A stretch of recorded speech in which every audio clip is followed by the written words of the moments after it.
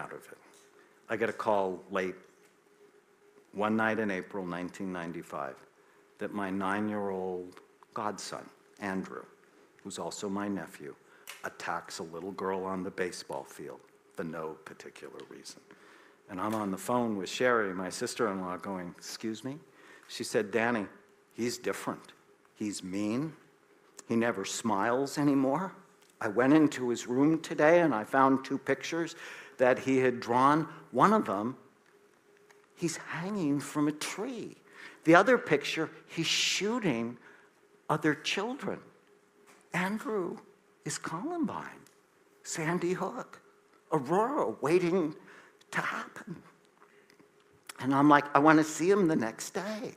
And they drove from Southern California to Northern California. That's where we had our first clinic. And I'm like, Andy, he's sitting on the couch in my office, and I love this child. I'm like, "Honey, what's going on?" And he said, "Uncle Danny, I'm mad all the time, and I don't know why." And I'm like, "Is anybody hurting you?" He said, "No." I said, "Is anybody teasing you?" And he said, "No." I said, "Is anybody touching you in places they shouldn't touch you?" And he said, "No." And my first thought is, you have to scan him. And then my next thought, because we always are talking to ourselves, is you want to scan everybody. Maybe it's because he's the second son in a Lebanese family. You're the second son in a Lebanese family. And then all of a sudden, the rational voice in my head said, "Stop it. 9-year-olds do not attack people for no reason. Scan him. If his scan is normal, then you can play the psychological game."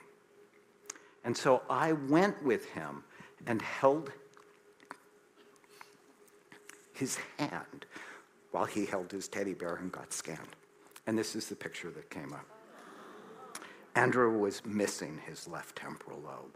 And I looked to Dr. Paldi, my mentor, and I'm like, "What the heck is that?" And so his mother wouldn't hear. He writes down cyst, stroke, tumor. And we got an MRI that day, and he had a cyst the size of a golf ball occupying the space of his left temporal lobe. Now, I'd already correlated left temporal lobe issues to violence, and I called his pediatrician here in Orange, and I said, "You find someone to take that out." And he's like, "Got it." 2 weeks later, he calls me back. He said, "I talked to 3 neurologists. None of them said they would operate on him, that his cyst probably had nothing to do with his symptoms." I'm like, "Are you nuts?" I said, "Tell me more about symptoms."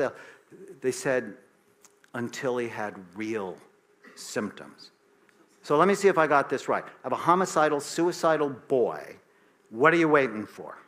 And he's anxious because I'm mad. And he's like, "Well, I think they mean seizures, or he loses consciousness, or he has speech problems." I'm like, "Are you nuts?" And I called a friend of mine at Harvard who's a pediatric neurologist, and she told me the same thing. And I'll bet you today, she still hears me screaming at her.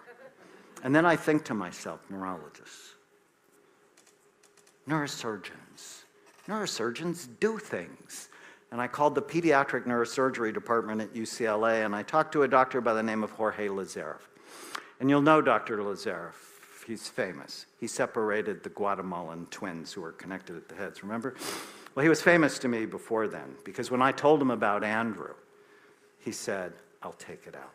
He said, whenever cysts are symptomatic, and he's obviously symptomatic, we'll take it out. And they did. And here is Andrew after the surgery. And after the surgery, I got 2 phone calls. One from his mother, who was so excited. She said the surgery went really well. And when Andrew woke up from surgery, he smiled at me. She said, "Danny, he hadn't smiled for a year." The second call I got right away was from Dr. Lazarev, who said, "Oh my God, Dr. Amin." He said that cyst was so aggressive for Andrew. It put so much pressure on his brain that it actually thinned the bone over his left temporal lobe, that his temporal bone was eggshell thin, and that if he would have been hit in the head with a ball, he'd been killed instantly. Either way, he would have died in 6 months. And it was at that moment I lost my anxiety about imaging. How do you know if you don't look? 999 psychiatrists out of 1,000 would have medicated him and or put him in psychotherapy. They wouldn't have looked at his brain.